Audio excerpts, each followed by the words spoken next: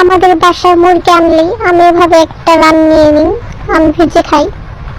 তো আমি আমার এই চিকেনটা ভাজার জন্য নিয়ে নিচ্ছি হলুদ, লবণ, মরিচের গুঁড়া, তারপর নিব অল্প একটু ধনে গুঁড়া, আর তারপর নিব একটু বাদাম বাটা, আর এখন সবশেষে নিব আমি কর্নফ্লাওয়ার।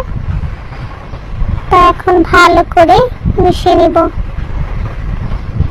এটাকে ভালো মতো ম্যারিনেট করে রেখে দিব প্রায় 10 মিনিট।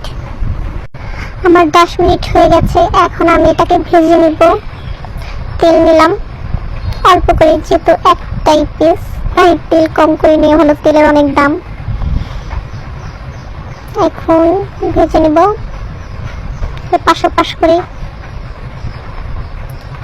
কি উল্টাই না কেন, ধুর উল্টাচ্ছে নাই, কি হলো আজকে, না এখন উল্টে। আমাদের বাসায় মুরগি আনলেই আমি এভাবে